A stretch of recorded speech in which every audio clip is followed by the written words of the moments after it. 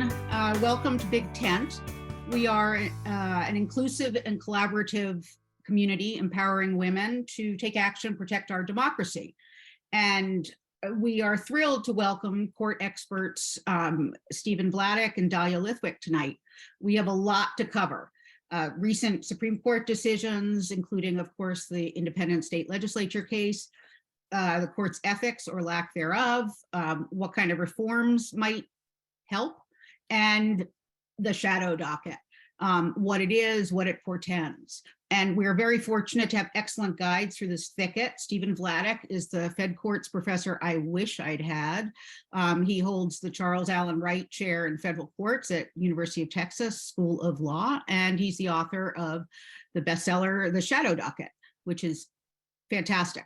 He's also the author of a newsletter, One First, and founding member of Lawfare, contributor to Just Security and Profs Brawling. And we also have, we're happy to welcome back Dahlia Lithwick, who is an award-winning journalist and author. Her book, Lady Justice, Women, the Law, and the Battle to Save America is also fabulous. And Dahlia is a senior editor at Slate and covers Supreme Court and law and jurisprudence. She is the host of the biweekly podcast Amicus and is seen on TV and elsewhere, as is Stephen. So welcome. And tonight we're going to basically start out talking about the cases and then some of the ethics and then get into the shadow docket. So I turn it over to Dahlia. Please put your questions in the chat.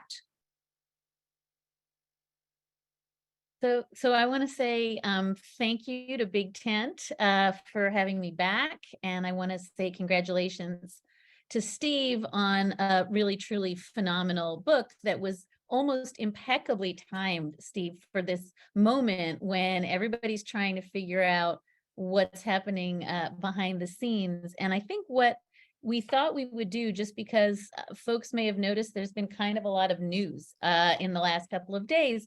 So we thought we'd sort of spend a couple minutes rounding up what's happened at the Supreme Court doctrinally, and then turn to sort of some of the ethics and other issues that are happening also in the shadows. And then I want to give really fulsome time for Steve to talk about the thesis of his book, because in some sense, I think it knits these two stories together really elegantly. So Steve, maybe we will just start with, we've got almost all the cases that were going to come down have come down, with the exception of the last few, which I guess we're going to get Thursday and Friday.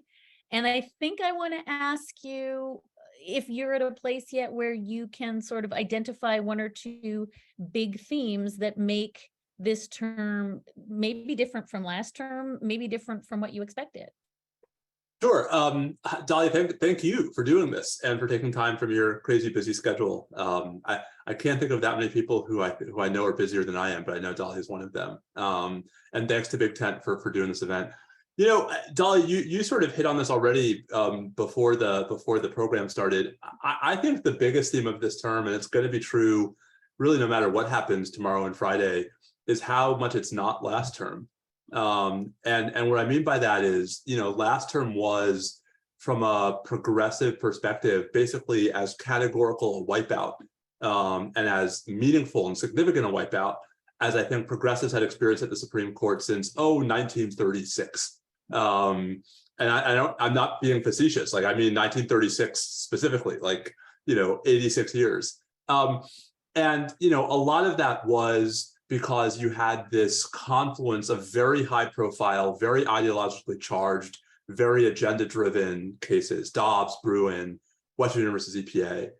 And I wonder if the story of this term, Dahlia, is that at least a couple of the conservatives have blinked.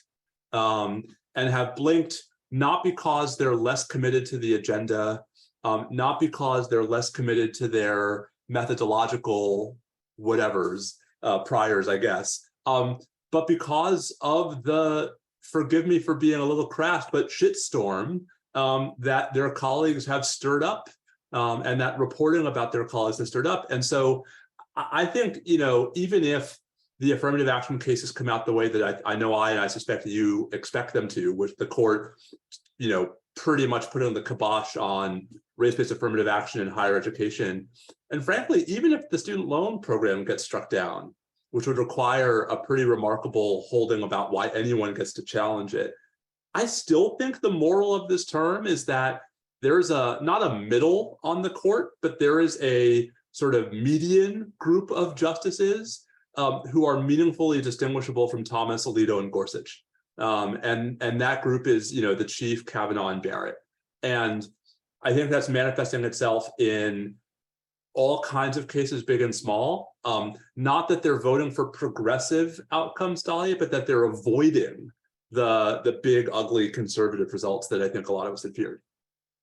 Yeah, I think I want to lift up one thing you're saying, because I think there's been a little bit of intramural bickering among progressives about, how good is good and how bad is bad.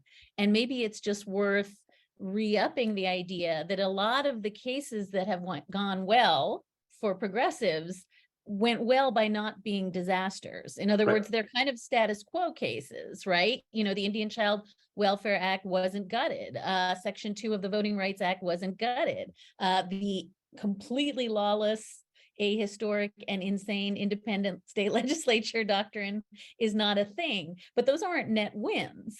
It's just that they're not losses. And I think it does raise one other question that's worth talking about, which is, it can't possibly be an accident, Professor Vladeck, that Alito and Thomas are dissenting alone, because they're the ones who seem to be caught up in, I think the doctrinal word you used was shitstorm, but they are the two who have been really shellacked in the press this year. And so it feels as though maybe there's some kind of through line between who is standing sort of at the outer reaches of, MAGA jurisprudence, and who the Chief Justice, who a year ago I think you and I were saying is irrelevant. He's either the fourth liberal or he doesn't matter, and suddenly it's his show again. And it's hard not to connect all of that sort of extrinsic stuff that's going on to the possibility that at least Justices Barrett and Kavanaugh, who plan to sit on the court for 30 more years, may be the ones who are blinking. I think that's right. I would just add one more layer to this, which is, and this is, I don't want to get to the book yet, but just to pick up on a theme in the book, I think we tend to undervalue in these discussions how important it is that the court is choosing its docket. And so, when we talk about cases the court is deciding, these are not random things that have fallen on the justices' heads. These are the cherry-picked disputes that the justices have reached into the lower courts in order to decide. And so I think, if you start from that status quo, when the court takes up a case like the ICWA case, when the court takes up a case, like Merrill versus Billigan, the Alabama redistricting case, the default is, right? Because the default is that they're granting to do something nefarious. And then when the ultimate decision is simply just not nefarious, I can understand why there's a bit of relief on that part. The other piece of this, and I think this is something that may come out even further if the student loan cases are tossed on standing. Last term was in many respects the sort of long-term conservative wish list vindication term. This term is efforts to go farther. And so, I think if you look at, for example, the track record of my favorite and home court of appeals, the Fifth Circuit, this is the federal appeals court for Texas, Louisiana, and Mississippi. The Fifth Circuit's having a terrible term. And it's having a terrible term, Dahlia, in ideologically charged cases where it keeps ending up to the right of the court. And I think that there's a story there about how last term it was like the long-term conservative agenda coming home to roost on guns, on abortion, on environmental protection. And this term was, are we going to go even farther? Are we going all the way to the crazy? And that's where I think you see the Chief and Roberts and Barrett and Kavanaugh saying no. In the Mifepristone case, In US versus Texas, the case about the Biden administration's immigration enforcement priorities, which I actually think is quietly pretty important. So I think part of it is Thomas and Alito are out there on ethics island or ethics free island, depending upon how you want to describe it. But I think part of it is also that like Thomas and Alito and to some degree Gorsuch are on board this project that's flourishing in the lower courts, and the Chief and Kavanaugh and Barrett aren't. And I think that's the distinction I see between this term and last term. So before we turn to your book, because I want to, as I said, do it justice, so to speak, but I think the other part of this is the laser focused attention on reporting, not just, I mean, starts with the Dobbs leak and then pivots to the Dobbs quote unquote investigation conducted by the Scooby-Doo kids. Yeah, exactly. That nets nothing. But then it's really, I think, in full flower with ProPublica and Politico and the Washington Post breaking story after story, as you said, about these really, I think, not trivial ethics violations. And I want to be clear, there's been stories about what I think are probably trivial ethics violations that are getting fluffed together. Right. Justice Alito's wife, trivial, right? Justice Gorsuch's house, trivial, right? Right. Yeah. No. And we make a mistake when we, dial it up to 11 for each of them. But I think that this focus and sustained attention on the fact that there are 9 Article 3 judges in the country who have no ethics code that is binding upon them has actually become very salient. And I compare it in my head, Steve, to, hey, Ginny Thomas was texting Mark Meadows about setting aside the election results. That was a 3-day story. Nobody cared. So I think something has burgeoned, and that there has been, you see the efforts in Congress and the sustained attention, that there is a sense, and it can't be separated from Dobbs and Bruin and the other cases from last year, that people think something's wrong at the court. And I think what I want to ask you, just as a way to pivot to your book, is that it's very interesting to me that we've just both stipulated that Chief Justice John Roberts has not been a maximalist on the merits docket by any means. He's been very careful, very, very moderate, very, very, very cooperative and minimalist, sometimes so minimalist that nothing happens. But man, he has been a maximalist on this ethics stuff. He has gone to the mat for the proposition that nobody touches his court. And I wonder if you think there's any interplay between those two imperatives. This is a guy who cares deeply about the reputational interest and the integrity of the court, who seems to be fighting the wrong war. Well, or he's caught between a rock and a hard place, right? Where, part of his institutionalism is that he cares deeply about the court's long-term credibility, whether for the altruistic reason that the court's credibility is important unto itself, or for the less altruistic reason that how else can he advance his agenda if he has an illegitimate court behind him. The problem, and this came out, I think, in his response to the leak investigation as well, the problem is that he can't affirmatively sort of kowtow to Congress, right? He can't sort of open the floodgates of letting the FBI into the building to investigate the leak, letting Congress call justices willy-nilly to testify without running into the same institutional problem. Because, from his perspective, that will weaken the institution if we set all these precedents. Where I would push back is I actually think there's a really big distinction between the former, I'm not letting the FBI into the building to investigate the leak, and the latter, anyone testifying before Congress raises separation of powers concerns. Because the former is like, this is our fiefdom. If we have a police force, we have a marshal, like if we need to we'll do that. The latter is oblivious to history. And the history that and that I think we don't tell nearly enough to folks out in the world is a history where for the better part of 200 years, the Supreme Court was part of this ongoing dynamic interbranch conversation with Congress about its docket, about its budget, about its facilities, the building, right? I mean, the court didn't even have a building until 1935. And Congress used an array of powers as a means of exercising leverage over the court, leverage that was usually a response to dissatisfaction with the substantive decision-making of the justices, with the behavior of individual justices. Congress cancels the 1802 term. Congress forces the circuit justice for the Fourth Circuit to come back to Washington every August for no other reason than because they hated Justice Chase. Right? Congress makes a case go away that they were worried the court was going to use to get rid of Reconstruction. As late as 1964, Congress docks the Supreme Court justices' pay raise relative to every other federal judge because they're mad at the court. And I think, folks, there's a lot of pushback from conservatives who say there's nothing new under the sun about this court. We've had ethics scandals before. We've had, controversial cases overruling precedents.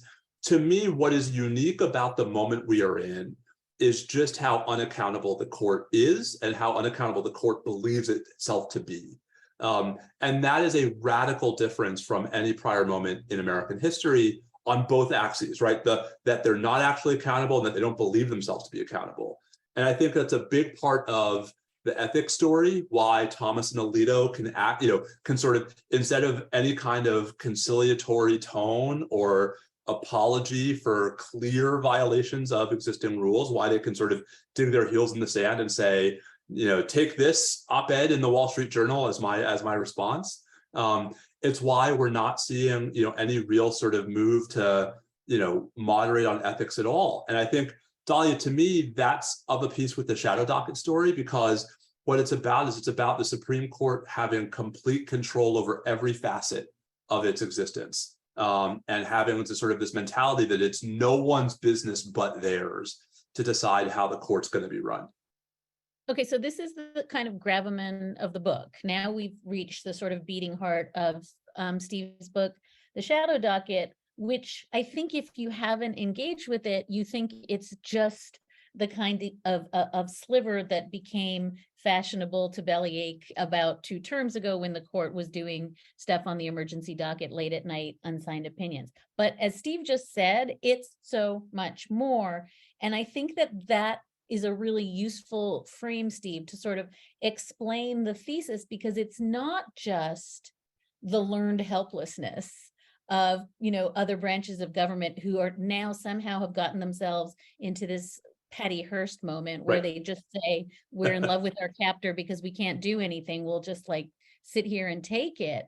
But the really urgent part of the book is explaining all the ways in which the court, in very sneaky ways, arrogated power to itself and nobody clocked it. So if that's a fair framing, why don't you sort of explain how that worked? Because every chapter is another iteration of the same formula. Yes, I mean, let me try to sort of start from where we are and work a little bit backwards. So just terminologically, for those who are less familiar with the term, the shadow docket is this evocative shorthand phrase that was coined by a conservative law professor, by Will Bode, in 2015, as nothing other than a descriptive umbrella to encompass everything that the Supreme Court does besides the 60 some odd merits decisions we get each term, the rulings we've just been talking about. And Will's insight that I've basically appropriated is that a lot of really important stuff happens in the shadows. Simply by volume, 99% of the Supreme Court's work is through unsigned, unexplained orders, not the big fancy merits decisions about which we spend so much time, especially this time of year. And many of those are anodyne. We don't care about when the court says we're not going to take up a case that is not important and that isn't wrong. But increasingly, Dahlia, as you know, we're seeing the court use these orders in ways that affect all of us. So just a couple of recent examples, right? It was an unsigned, unexplained order from the Supreme Court that allowed President Trump to put the travel ban into effect. It was an unsigned, unexplained order from the court that blocked President Biden's vaccination mandate for large employers in response to COVID. It was an unsigned, unexplained order that allowed Alabama and Louisiana to use congressional district maps in the 2022 midterms that lower courts had said violated the Voting Rights Act, and the Supreme Court has now agreed violate the Voting Rights Act. And so I wrote the book because the way that a lot of us experience and consume the Supreme Court, right? We think about the the court as the sum total of its merits docket, that the court is the Dobbs, the Bruin, the West Virginia versus EPA, when the reality is that those are actually only creations of the court's power to govern itself through unsigned, unexplained orders. What do I mean by that? So take Bruin. Bruin is the big Second Amendment case from last term. So the Supreme Court radically expands the scope of the Second Amendment in Bruin in a case in which, one, the court didn't have to take the appeal, and two, the question that the court actually decided is not one the parties presented, but rather one that the justices themselves wrote and then granted, right? Something that happens actually fairly often at the cert stage, where the justices will say, oh, you're bringing this case to us, great, but instead of the question you want us to decide, we're going to use it to decide the question we want to decide, right? Dobbs as well. Dobbs, the case that overruled Roe, no one in Dobbs asked the court to overrule Roe in the cert petitions. And so the book tries to tell the story historically for folks who are not deeply versed in this history, in this literature, of how this came to be. Because the one thing that I think there's no dispute about is this is not originalist, right? This is not how the court started. This is not the way the court operated for the better part of 100 years. Right into the 1890s, the Supreme Court had no control over its docket. The court decided only those cases Congress told it to decide. But if Congress said you have to decide it, they had to decide it. And so, Dahlia, part of why I wrote the book is because it's not just about how the conservative majority has abused the shadow docket in the last 6 years. It's that I don't think we can fully understand how the court as an institution became so powerful and became such a central player in all of our lives without understanding the role of these technical, inscrutable, unsigned, unexplained orders going back generations, right? I mean, that's part of the story here. So maybe I want to be Justice Alito just for one little second and say, He loves me. Folks, I know folks should know that Justice Alito adores the term the shadow docket and all of Steve's work.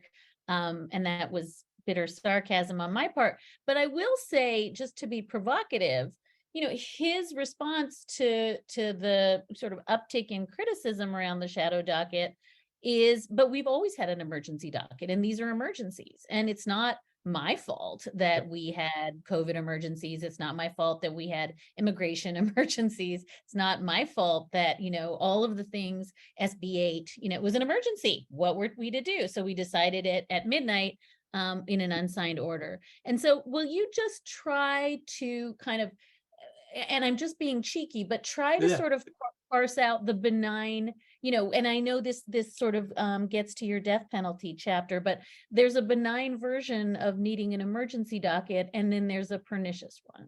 Yeah, so, you know, this is a common response is exactly that. And, you know, my criticism, and I think, Dahlia, most of the folks who have been critical of the court are not anti-emergency relief. You know, the mifepristone case is a great example. There are going to be times when a lower court does something crazy, and the Supreme Court can't really wait around 2 years for the case to come back to the court before it intervenes, right? The problem that has arisen is not the existence of this power, it's the way it's been used. And, you know, one of the things about Alito's defenses is he never really gets into the weeds of he never gets into the receipts. But, you know, just to sort of back up a second, in the old days, and by the old days here, I mean like pre-1980, yes, the court had emergencies, but the way the court handled them was completely different, where basically in all but the most extreme cases, any emergency request would go to the circuit justice, the one justice who had geographic responsibility for that part of the country. So, you know, in the Fifth Circuit, Justice Alito, the Second Circuit is Justice Sotomayor. And the idea there is that that was a compromise, because the circuit justice could provide maximum process. They could hear oral argument if necessary. They could write an opinion, but no one would confuse the interim, the emergency, the stopgap ruling of the circuit justice with a ruling of the full court. And that was the system we had all the way into the late 1970s. And what blows that system up is the reinstitution of the death penalty in 1976 and the just explosion of last-minute emergency applications starting in death cases in the early 1980s. Now, I'm going to cover a lot of ground really quickly here, but like it stays pretty limited to the death penalty through the 1980s, through the 1990s, through the 2000s, even into the 2010s. You ask folks who clerked on the court, between 1980 and 2015, you ask them about the shadow docket, they'll say, oh yeah, the death docket. And it's in the death penalty context that we start to see problematic behavior. We start to see full court decisions with no argument, right? With no rationale, with no opinion, with no effort to explain why the full court is upsetting the status quo. But Dahlia, I think most of us ignored it because it was over there, right? It was in the death penalty space, and we just assumed death is different. The real shift away from the death penalty and toward the modern explosive use of it for everything, including things that no one would think of as an emergency, starts with Trump. And it starts with, a flurry of cases that the Trump administration brings where the emergency that the federal government claims justifies the court's intervention is simply the fact that a federal policy has been blocked. And President Trump is being irreparably harmed by his inability to carry out controversial federal policies that lower courts think are unlawful. And so that's the real shift that starts in 2017 is, we start to see arguments for using this power in contexts that are not remotely emergent. And we see the court acquiesce. And the court is over and over again granting emergency relief, putting back into place policies lower courts had blocked with no explanation and with no analysis of why the lower courts were wrong, with no analysis of why the policy should be allowed to go into effect. And this starts in Trump cases, but doesn't end there, right? It then bleeds over into COVID cases, and it bleeds over into election cases, and it bleeds over into Biden administration cases. So, I think it's really a series of subtle developments that really, I think, accelerate, right, once you have the flurry of cases in the Trump administration. I think you may have answered this question now, but several questioners in the chat are saying, who's responsible on the court for this massive blossoming of the use of the shadow? Like, is this the chief's fault? Can we blame Justice Thomas? How does it work in terms of, because I'm hearing what you're saying, which is that, Donald Trump and his administration ran to the court every time they got a boo-boo. But who at the court do you think was the person driving the notion that we can do this in secret late at night with one sentence? Yeah, I mean, I hope one day we'll find out, right?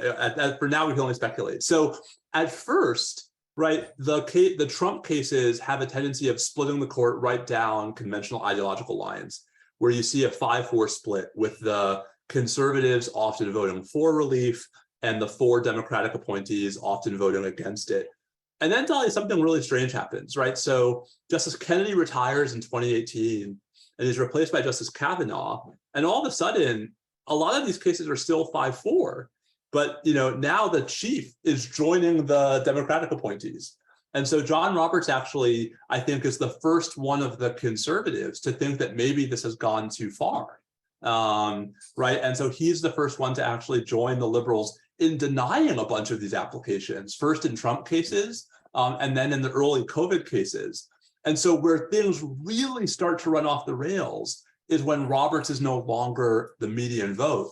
And that happens when Justice Ginsburg dies in September 2020 and is replaced by Justice Barrett. And it is that period, like the September 2020 to September 2021 is really the high watermark or the low watermark, right, of how aggressive and abusive the court is when it comes to emergency orders. I see there's a question in the chat about sort of how are cases assigned. So, this is all happening in, forgive me, the shadows. But the short version is that it's still technically the circuit justice who's responsible initially for figuring out what to do. And the circuit justice, at least in theory, has the power to resolve an application by him or herself. We actually saw last week, Justice Thomas turned away a really crazy application from Alabama in a capital case, all by himself without referring it to the court.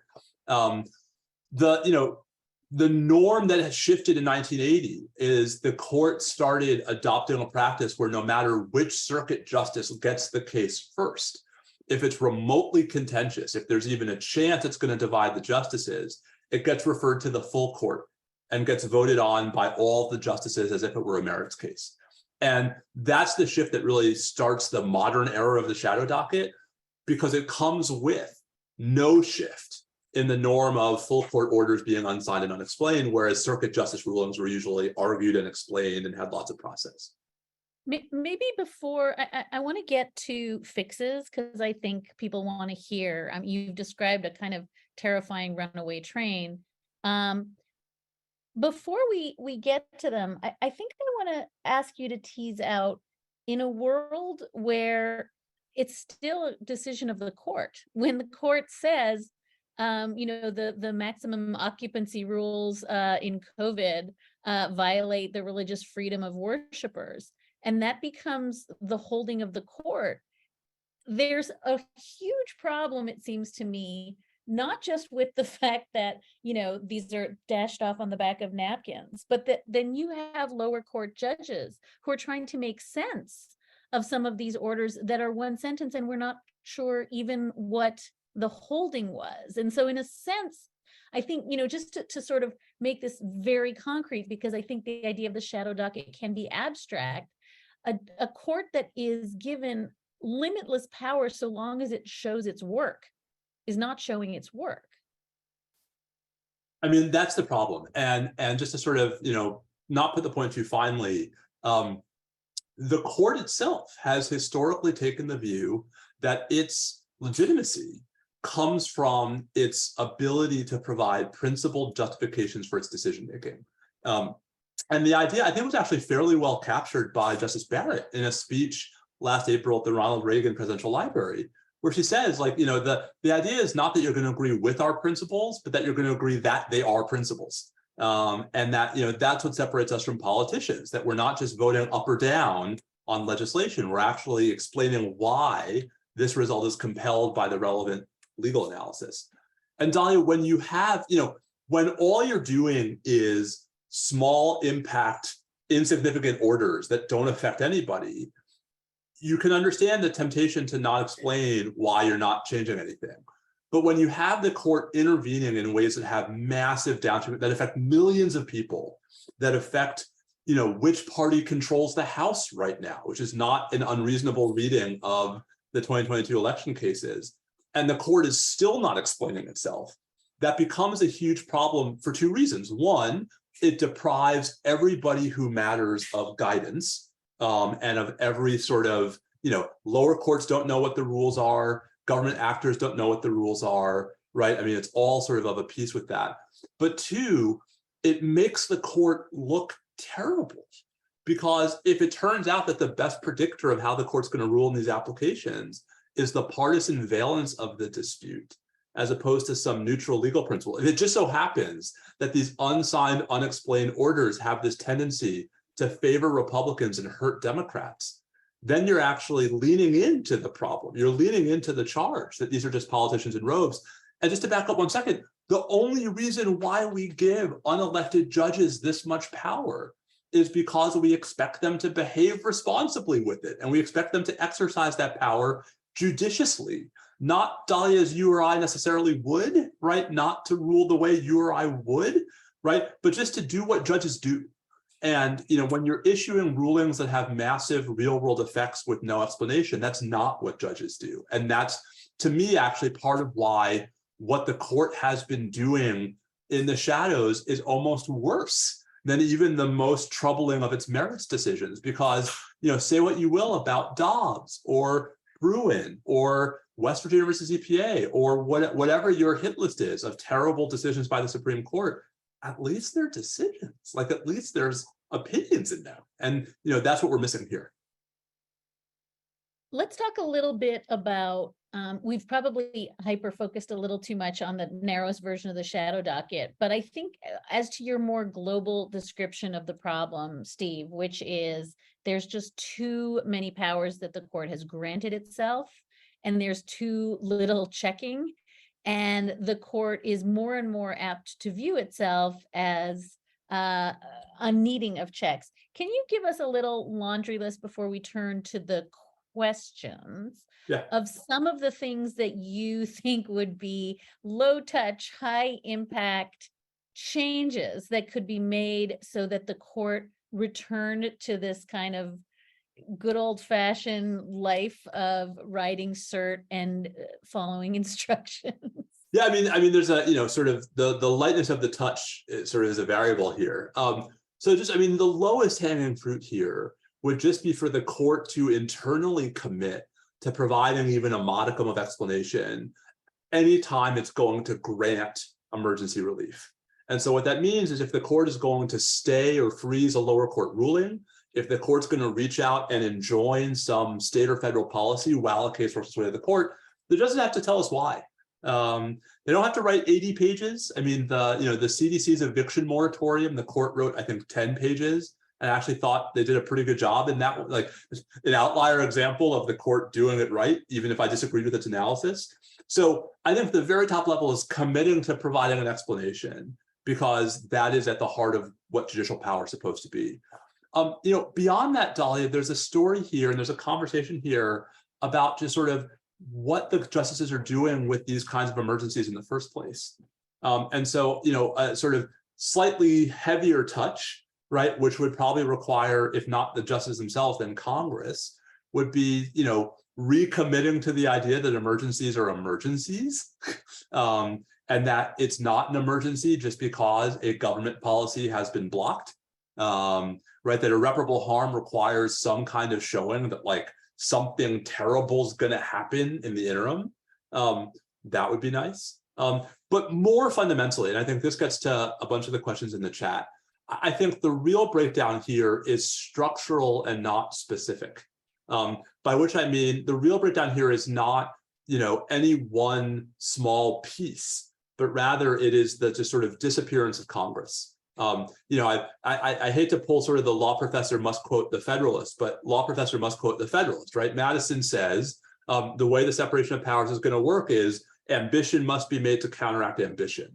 The idea is that we want the branches pushing against each other because that's how they're going to keep each other in check. And, for 175 years, that worked pretty well. Getting Congress to stop looking at the court as this hermetically sealed, cloistered, untouchable institution across, Dahlia, any number of axes is where this really starts. And that's, that can start with any number of reforms, whether it's ethics or docket or budget or what have you. It just has to start because, the mentality that Congress has nothing to say to the court and about the court is responsible for a lot of the mess that I think we find ourselves in today. And what do we do about the fact that at the end of the day, you can, institute term limits, which we're hearing about now.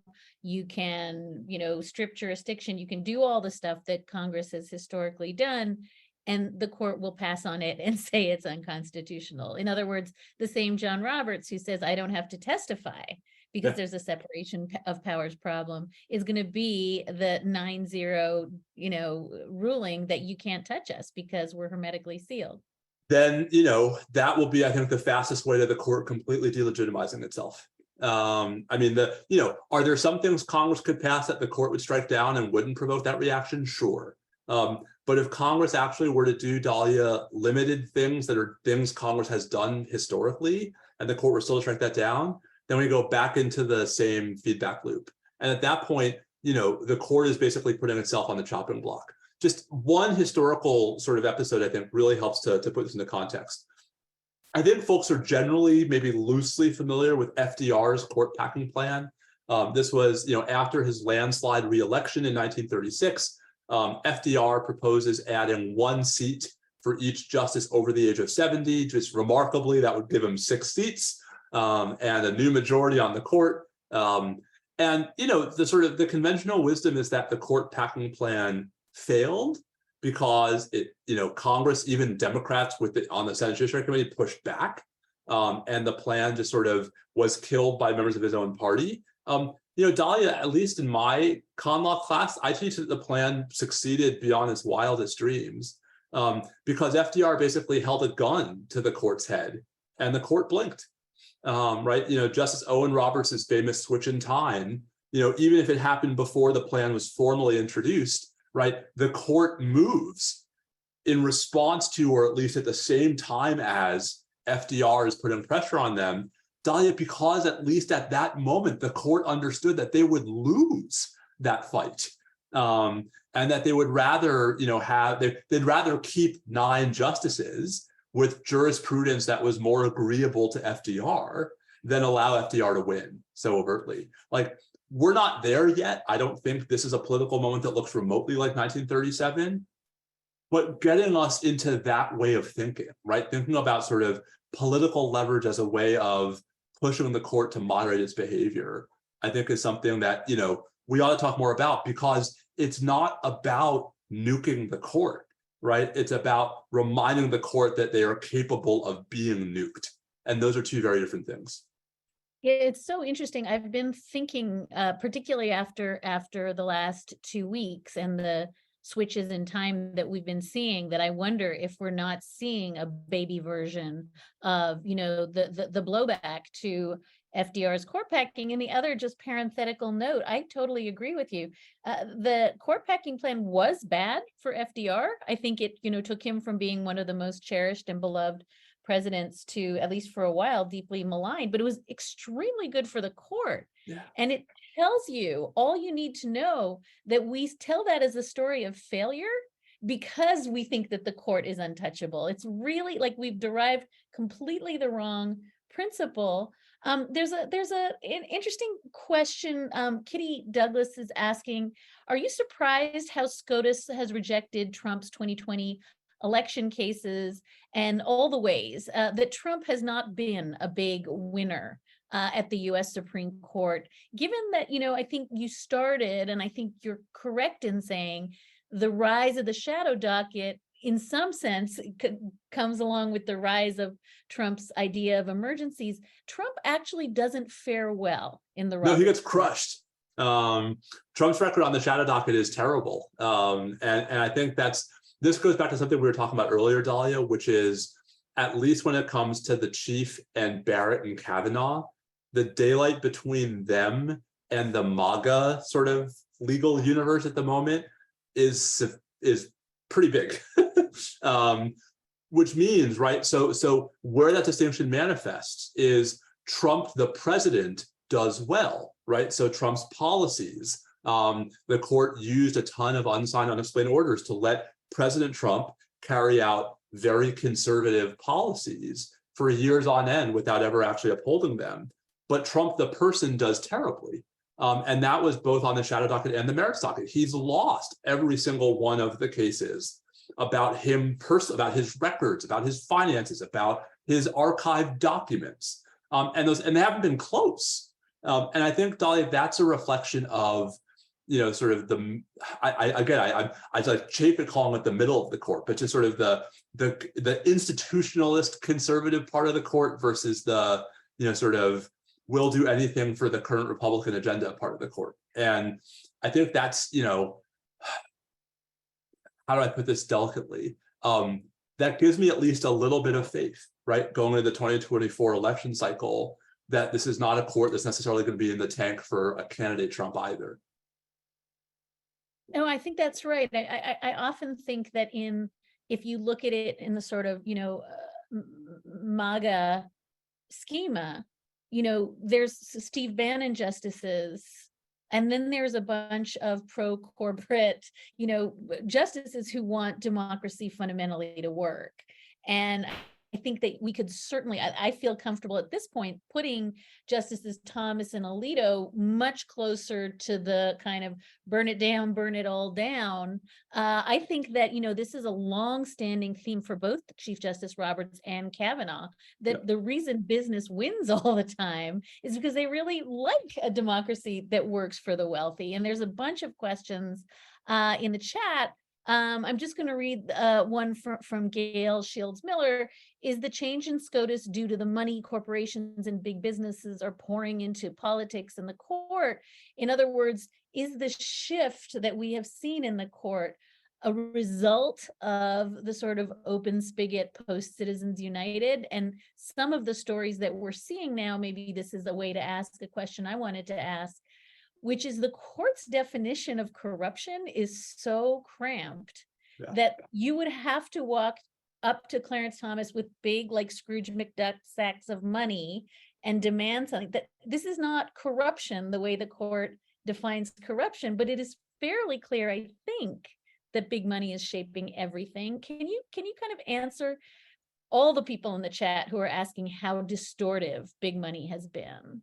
Enormously. We don't fully know how much because a lot of it is dark money, and this has been where I think Senator Whitehouse has been way out ahead of everybody. I guess, you know, to me, the place where I see the money stuff the most, I don't know, tangibly, Dahlia, is in the administrative law cases, where, you know, one of the places where you see a lot of alignment between the corporatist conservative justices and the, you know, the more ideologically conservative justices is on modern administrative law, where the court has basically just taken a hatchet to a whole bunch of fairly basic principles about the power of executive branch agencies. It's possible they're going to keep going as early as tomorrow in the student loan cases, where there's no, where in the student loan cases, the sort of the premise of the problem with the program is that the statute's ambiguous. It's not ambiguous at all. It's just broad. Like Congress just wrote a very broad delegation of power, and when they don't like it, that's not supposed to be how this works. If I might sort of tie these threads together, though, like part of the problem that actually unites the justices on this is that, you know, the same feckless Congress that has stopped regulating the court has stopped regulating. And so, you know, it has left a vacuum for the court to fill or the executive to fill, which means, you know, the presidents of both parties are left to ever more creative interpretations, Dahlia, of 50-year-old statutes to justify policies that are very presentist, and that you and I might think do or don't fit into the text of these old statutes, but where it's not like the statute literally says you may do X. And, you know, I think it would be nice if the court would acknowledge the sort of the consistent through line there, which is, you know, we want Congress to do its job toward everybody and not just toward the executive. But I think it's the same vacuum that is both enabling the court to be much more aggressive in the administrative law space, and that is, you know, sort of amplifying, right, the separation of powers breakdown, Dahlia, in a way that has this remarkable tendency of benefiting corporate interests. Because, right, the more hostile that the court is to the power of executive branch agencies, and the more the court says the answer is Congress when it knows Congress is not going to step up to the plate, the more these decisions are actually just deregulatory.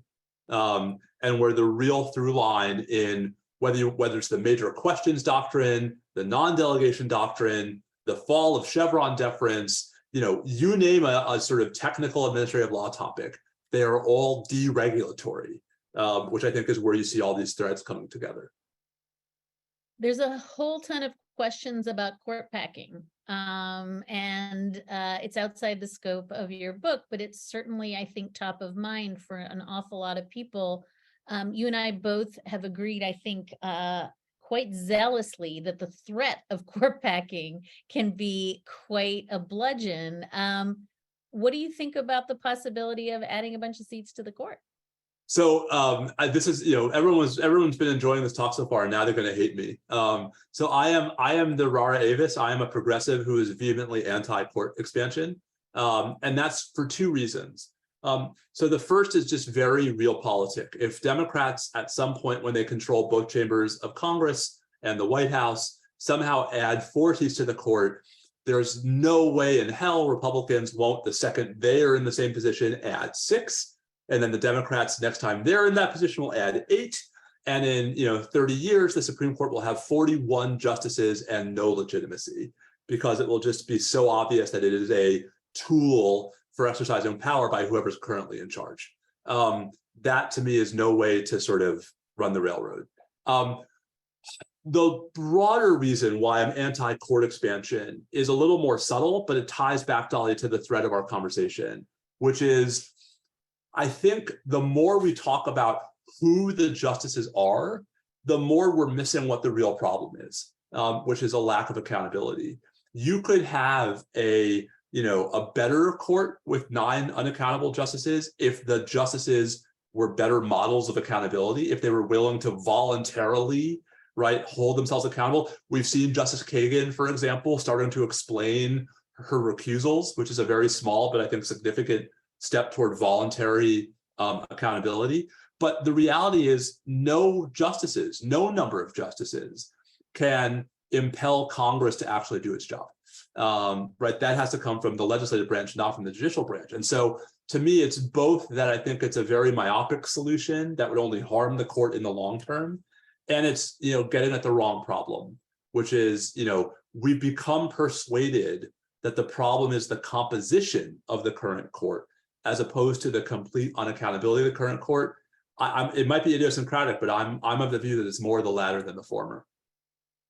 So I've got 2 minutes left with you, and I'm going to ask a 20-minute sort of exegetical question. So do your best. But there's been some really nice questions in the chat about originalism and textualism and where they are now and who's doing it. And I think we can all agree that maybe originalism is both having a moment and not having a moment. But there was a nice question about Ketanji Brown Jackson, the newest justice, and the ways in which her sort of embrace of originalism this term has maybe inflected on how the justices are doing their own originalism. I wonder if you could sort of close us out with a thought on that relationship, because it's been quite pointed. Sure. So this I think is actually, of all the things we've talked about, this to me is this is the only thing that feels premature, because the impending Justice Jackson dissent in the affirmative action cases is going to be one for the ages, and probably one that she's going to read from the bench, which would be, when it happens, will be a pretty remarkable thing for a first-term justice to do. I've been absolutely sort of floored by how much Justice Jackson's hit the ground running, and I mean that in lots of respects. She's become, in some respects, the sharpest questioner at oral argument. She's become, she's just dove in basically, willing to sort of go get her hands, her elbow, just roll up her sleeves all the way to her elbows on originalism, and on sort of pushing back against some of the most transparently frustrating features of historical arguments in these spaces. The affirmative action cases are a great example of that. I mean, she had that long hypothetical question in the North Carolina case about the 2 North Carolina children that I just thought was devastating and unanswerable. And so, we should be careful about what that means, right? I mean, I don't think she's going to change anyone's minds on the court. But I do think that there are opportunities in some of the lesser high profile cases for that kind of work to bear fruit. We've seen, actually, I've lost track, I think 4 or 5 times this term, where she has joined concurring opinions by Justice Gorsuch, or Gorsuch has joined a concurrence by her. I did not see that coming. And so, I think what I find most energizing about it is she's like the anti-Breyer. Right? She's a fire breather where Breyer was an academic, right? She's a sort of, she's aggressive where Breyer was restrained.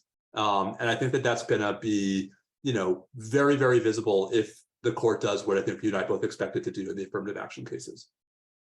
So I want to thank Steve Vladeck and turn it back to the good folks at BigTent to play us out. But I also just want to say thank you to all of you for the work that you're doing to hold up democracy. It's incredibly, incredibly important now more than ever. It's been a real honor to share the stage with Steve. Thank you both so much for coming. This was amazing. And we look forward to following what you have to say as the term continues.